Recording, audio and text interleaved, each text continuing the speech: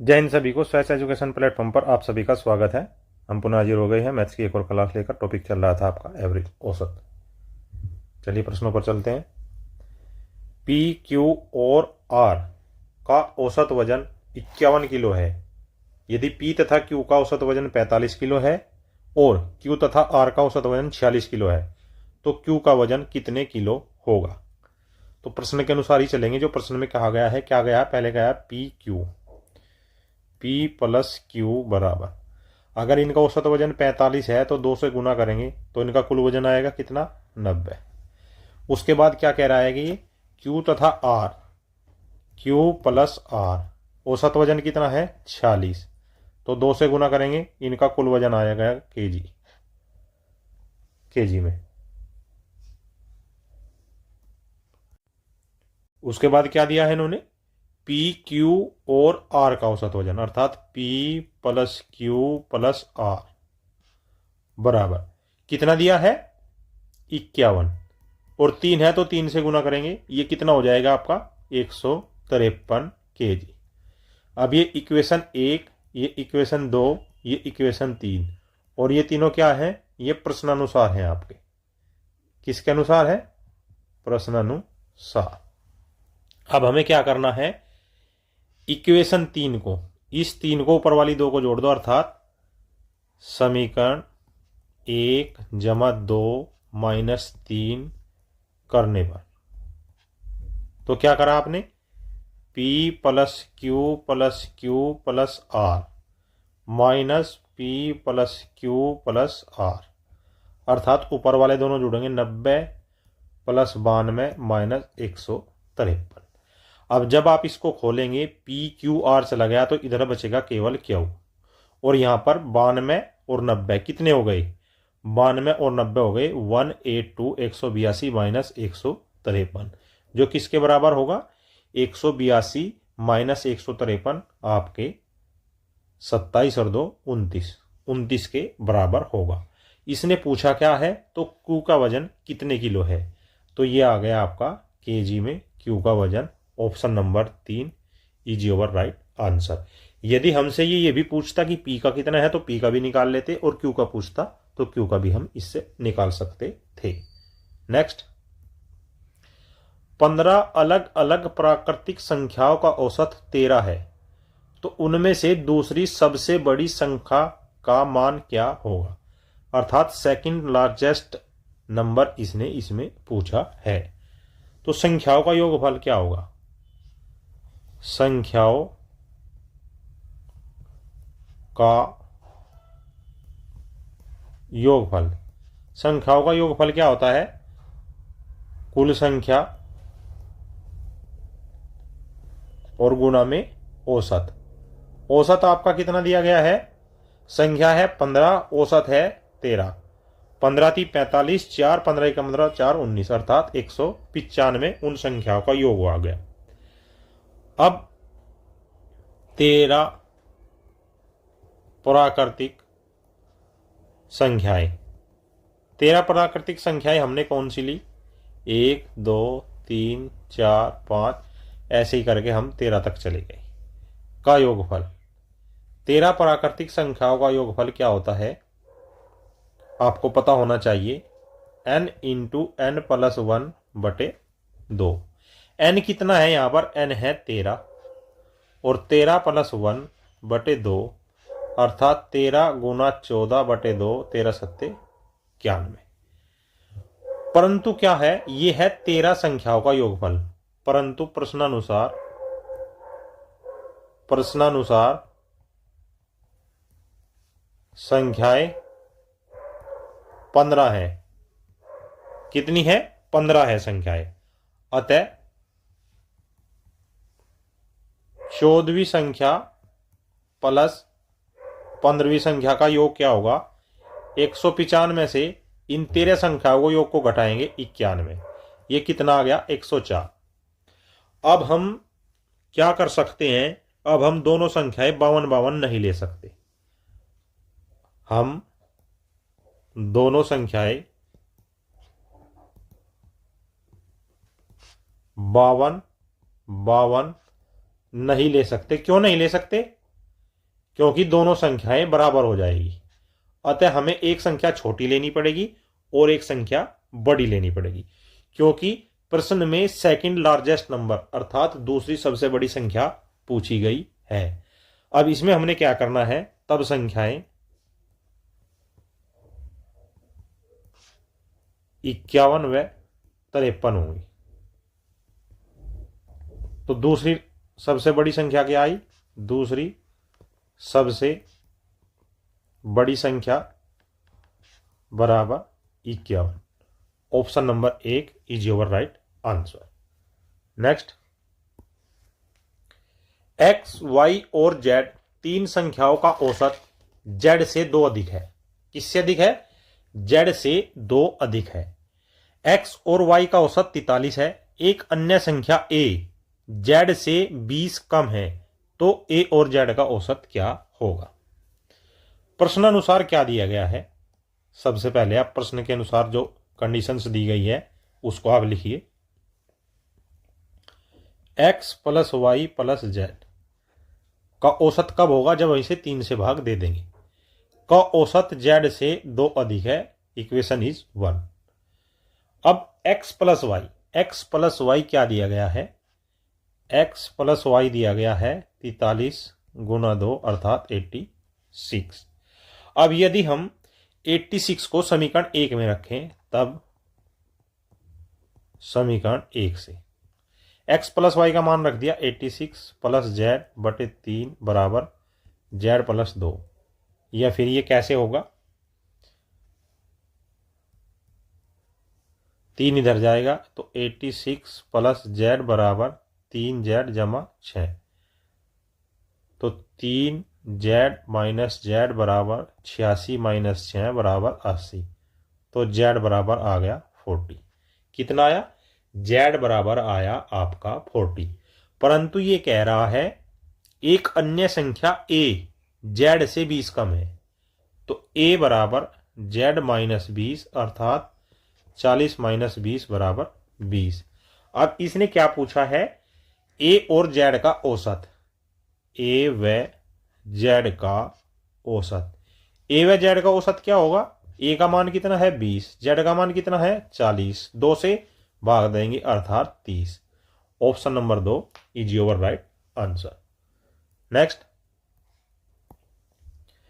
ताले और चाबी का मूल्य एक साथ 25.50 रुपये है। ताले का मूल्य चाबी के मूल्य से 20 रुपये अधिक है। चाबी का मूल्य ज्ञात कीजिए। इस प्रश्न को हम 2 तरीके से कर सकते हैं। पहला, फर्स्ट मेथड। फर्स्ट में क्या करेंगे, चाबी का मूल्य, माना चाबी का मूल्य बराबर क्या है, x।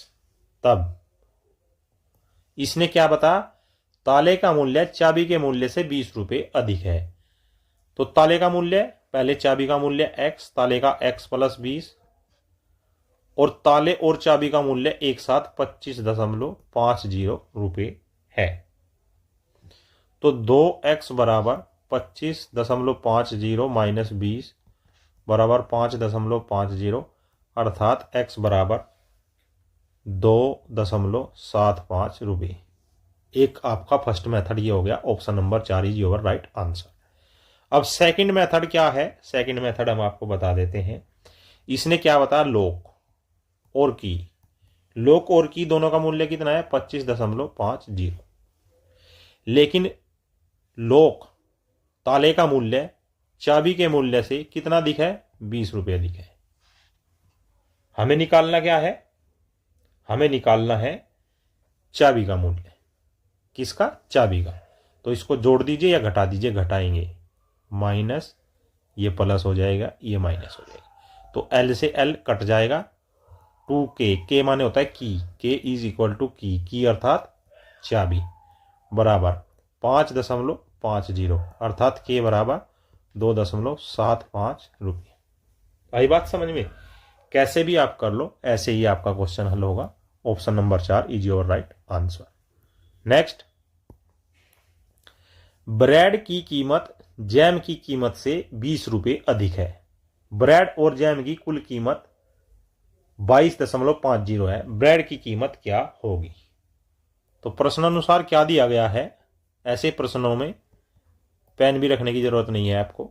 ब्रेड और जैम की कुल कीमत प्लस जैम की कुल कीमत 22.50 रुपये। फिर क्या करें, ब्रेड की कीमत जैम की कीमत से 20 रुपये अधिक है। अब क्या करना है, तो इसने ब्रेड की कीमत पूछी है, तो जोड़ने पर क्या आएगा, जे से जे कट जाएगा, 2b बराबर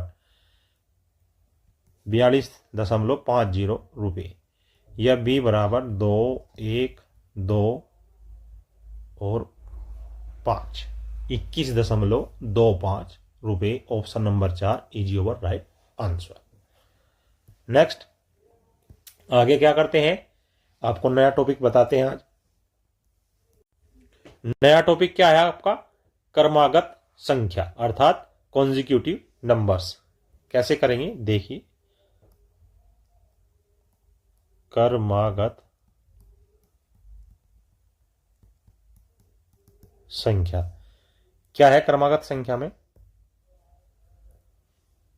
कॉन्जिक्यूटिव नंबर।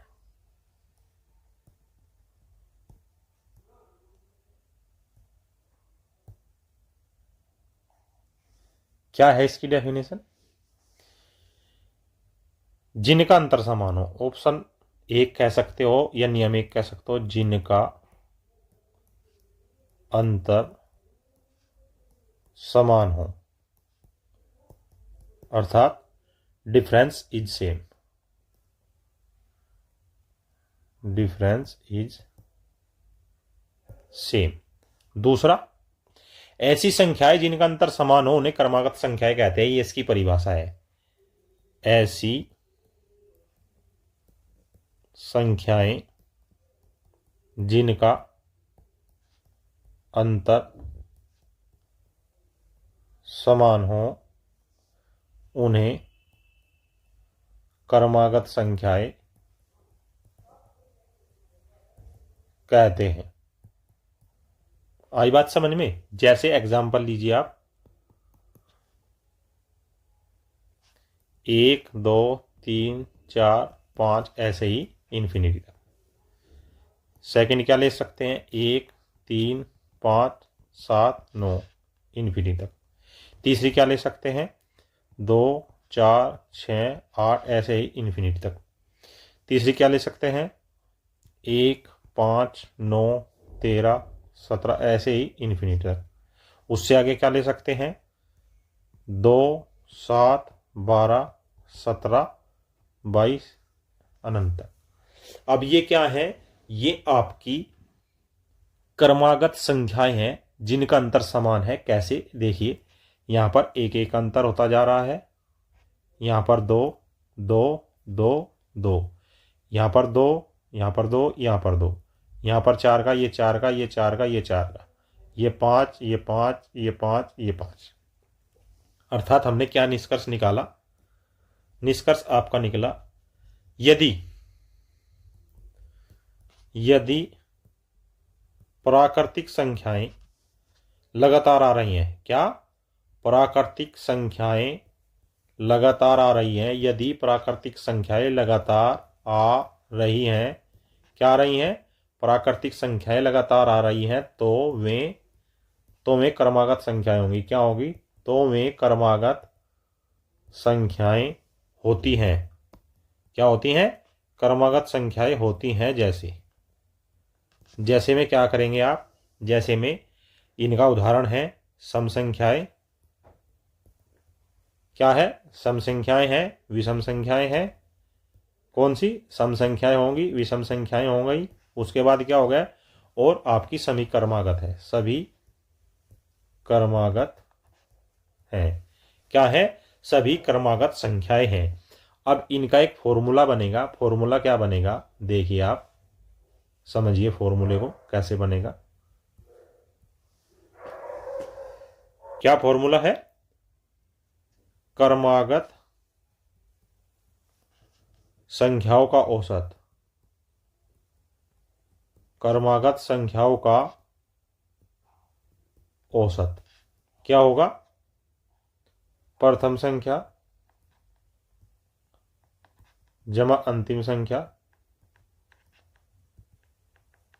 बटे 2। ये इसको हम ऐसे भी कह सकते हैं a प्लस एल बटे 2, जहां a क्या है, प्रथम पद है, और l क्या है, अंतिम पद है। उसको 2 से डिवाइड कर देंगे तो उनका औसत आ जाएगा। इस सूत्र को ध्यान रखेंगे और आगे के प्रश्न ऐसे ही करेंगे। चलिए देखते हैं प्रश्न क्या है। 1 से लेकर 60 तक की सभी प्राकृतिक संख्याओं, सम संख्याओं एवं विषम संख्याओं का औसत क्या होगा। तो चलिए पहले क्या ले रहे हैं हम, 1 से 60 तक सभी प्राकृतिक संख्याओं का औसत, संख्याओं का औसत क्या होगा। पहली संख्या क्या होगी 1, और एल अंतिम संख्या क्या हो गई 60 बटे 2, अर्थात 61 बटे 2 30.50। दूसरा क्या दिया है, 1 से 60 तक की सभी सम प्राकृतिक संख्याओं का औसत। तो पहली संख्या क्या होगी, a का मान क्या होगा, यहां पहली सम संख्या क्या होती है 2, और अंतिम 60 तक, 60 से पहले जो सम संख्या है वो कितनी होगी 58, लेकिन 60 तक की कहा है ना, तो अंतिम l होगा 60 बटे 2, अर्थात 62 बटे 2 बराबर 31। उसके बाद क्या कह रहा है, 1 से 60 तक की सभी विषम प्राकृतिक संख्याओं का योग कितना, 1 से 60 तक की सभी प्राकृतिक विषम संख्याओं का औसत पूछा है। तो आपको अभी जो फॉर्मूला बताया था, प्रथम प्राकृतिक विषम संख्या क्या है 1, और 60 से पहले 59 अर्थात 59 बटे 2, 60 बटे 2 बराबर 30। तो क्या क्या आ गया आपका 30.5, क्या आया 30.5, 31 और 30। तो 30.5, 31 और 30, option number 1 is your right answer. अगले प्रश्न पर चलते हैं। 40 से 101 के बीच की सभी प्राकृतिक संख्याओं, सम संख्याओं एवं विषम संख्याओं का औसत क्या होगा, यह आपसे पूछा गया है। तो क्या करेंगे, 40 से 101 के बीच की सभी प्राकृतिक संख्याओं का औसत। अब ध्यान रखिए, से में और के में फर्क है। 40 से और 100 के बीच की कहा है इन्होंने, क्या कहा है बीच की, अर्थात 40 से बाद में पहली संख्या क्या होगा 41, और 101 से पहले 100, और इनका औसत कितना आएगा 141 बटे 2 बराबर 70.5। क्या आया 70.5। उसके बाद क्या कह रहा है, 40 से 101 के बीच की सभी सम प्राकृतिक संख्याओं का औसत, प्राकृतिक संख्याओं का औसत कितना होगा 40 लेंगे इसमें नहीं, 40 के बाद और 101 से पहले तो 42 प्लस 100 बटे 2, ये क्या हो गया 142 बटे 2 अर्थात 71। तीसरा प्रश्न क्या पूछा है इसमें, 40 से 101 के बीच की सभी विषम प्राकृतिक संख्याएं, विषम प्राकृतिक संख्याओं का औसत क्या होगा। तो पहली विषम संख्या 40 के बाद 41, और 101 से पहले 99 बटे 2, तो 140 बटे 2 बराबर 70। तो आपका ऑप्शन क्या आया 70.5, 71 और 70, अर्थात option number 1 is your right answer. Next, अगला प्रश्न क्या है, 50 से 70 के बीच की सभी प्राकृतिक विषम संख्याओं का औसत क्या होगा? कितना? 50 से। 50 से 70 के बीच की सभी विषम प्राकृतिक संख्याओं का औसत कितना होगा? 50 से बाद में पहली विषम संख्या क्या आई है? 51, और 70 से पहले 69/2, तो कितना हो गया? 120/2 अर्थात 60। Option number 2 is your right answer. Next, प्रारंभिक 44 पूर्ण संख्याओं का औसत क्या होगा? अब प्रारंभिक 44 पूर्ण संख्याओं का औसत आपको निकालना है, तो आपको यह ध्यान रखना होगा, प्रथम प्रारंभिक पूर्ण संख्या, प्रथम प्रारंभिक पूर्ण संख्या यदि आपको पता है तो आप इस प्रश्न का उत्तर दे सकते हैं, और वो क्या होती है? 0। अतः प्रारंभिक 44 पूर्ण संख्याओं का औसत कितना होगा? 0 जमा 44वीं संख्या होगी 43, क्योंकि प्रथम 44 पूछी है ना, तो एक तो 0 हो गई, और जब एक 0 हो गई तो आगे कितनी बच गई? 43, 43 बच गई बटे 2, अर्थात 2 दूनी 4, 2 एकम 2, 2 पंजे 10। Option number 1 is your right answer, क्योंकि हमें पता है कि प्रथम पूर्ण संख्या 0 होती है। नेक्स्ट, प्रारंभिक 50 पूर्ण संख्याओं का औसत, लिखिए इसको भी, प्रारंभिक 50 पूर्ण संख्याओं का औसत क्या करेंगे? प्रथम क्या होती है? 0, और 50वीं क्या होगी? 49/2, 2 दूनी 4, 2 चौक 8, 2 पंजे 10, अर्थात 24.5 is your right answer. Next, 100 तक की सभी अभाज्य तथा भाज्य संख्याओं का औसत क्या होगा? अब आपको एक बात पता होनी चाहिए कि प्राकृतिक संख्याओं में एक न तो भाज्य है और न ही अभाज्य है। क्या? प्राकृतिक संख्याओं में एक न तो भाज्य है और न अभाज्य है। आ रही है बात आपकी समझ में? प्राकृतिक संख्याओं में एक न तो भाज्य है और न ही अभाज्य है। अतः 100 तक की सभी क्या है? अतः 100 तक की सभी अभाज्य और भाज्य संख्याएं, अभाज्य और अभाज्य संख्याएं, अभाज्य और भाज्य संख्याएं 2 से शुरू होकर, किससे शुरू होकर? 2 से शुरू होकर 100 तक जाएगी। कितने तक जाएगी? 100 तक जाएगी। तब उनका औसत, अब बताओ उनके औसत के लिए क्या होगा? तो औसत के लिए क्या रूल बताया था आपको? a+l/2। ए क्या है? प्रथम पद। ए प्रथम पद है तो 2, और अंतिम पद l क्या है? 100/2 अर्थात 51। आपका आंसर क्या आया? 51। क्यों? क्योंकि अभाज्य संख्या केवल 2 गुणनखंड होते हैं। अभाज्य संख्या कौन सी होती है? क्योंकि अभाज्य संख्या के केवल 2 गुणनखंड होते हैं, केवल 2 गुणनखंड, एक व स्वयं वह संख्या होती है। आई बात आपकी समझ में? और भाज्य संख्या क्या होती है? भाज्य संख्या के 2 से अधिक गुणनखंड होते हैं। क्या होता है?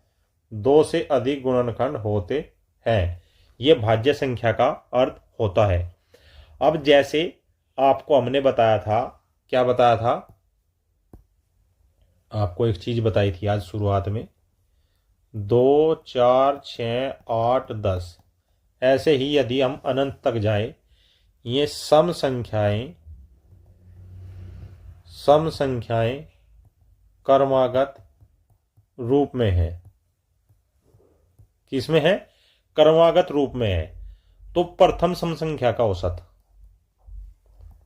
प्रथम सम संख्या का औसत, प्रथम सम संख्या का औसत 2/1 बराबर 2। प्रथम 2 सम संख्या का औसत कितना होगा? प्रथम 2 सम संख्या का औसत क्या होगा? कैसे निकालोगे आप? प्रथम 2 सम संख्याएं कौन कौन सी होंगी? बताओ। 2 और 4/2 अर्थात 6/2 बराबर 3। उसके बाद क्या लेंगे? प्रथम 3 सम संख्याओं का औसत, तो 2 जमा 6, 2 जमा 6, क्योंकि 3 कौन सी होगी? 2, 4, 6 बटे में 2 अर्थात 8/2 बराबर 4। प्रथम 4 सम संख्याओं का औसत 2 जमा 8/2 बराबर 10/2 बराबर 5। अर्थात उपरोक्त से आपने क्या स्पष्ट निकाला, क्या निष्कर्ष आप इससे निकाल पाए कि प्रथम जितनी सम संख्याओं का औसत निकालना है तो औसत उतनी सम संख्याओं से एक ज्यादा होता है। तो क्या है इसमें आपका?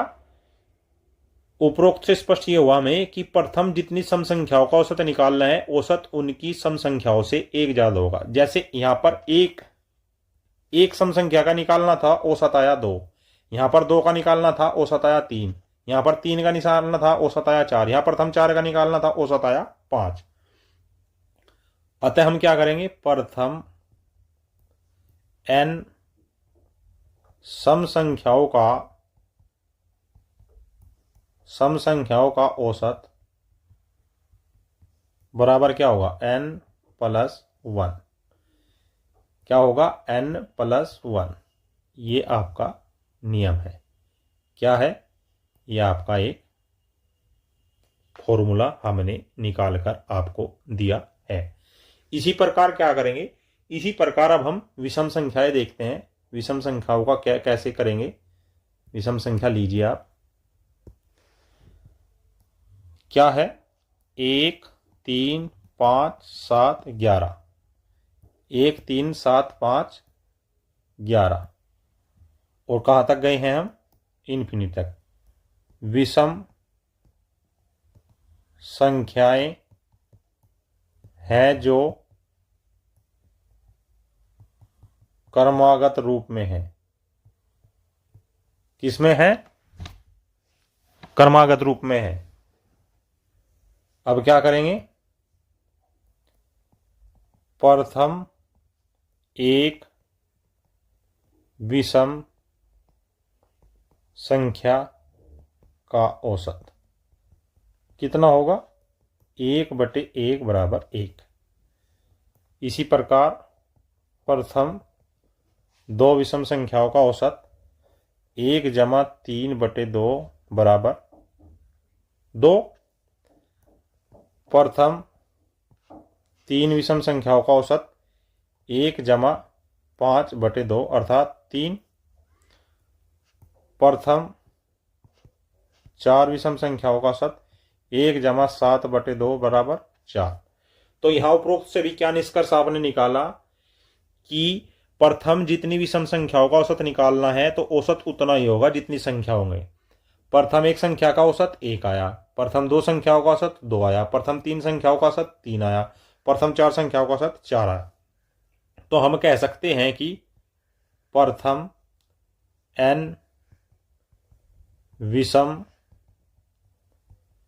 संख्याओं का औसत बराबर n ही होता है। क्या होता है? n ही होता है। यह भी आपका एक रूल है। इसी प्रकार से इन रूलों को आपको ध्यान रखना है जो आपके आगे के प्रश्नों में काम आएंगे। This was today's math class. I hope this class will very help to preparation your examination. ऐसी और बेहतरीन topic wise subject wise classes देखने के लिए चैनल को सब्सक्राइब करें, बेल आइकन को प्रेस करें, वीडियो को ज्यादा से ज्यादा लाइक करें, शेयर करें। जय हिंद, जय भारत।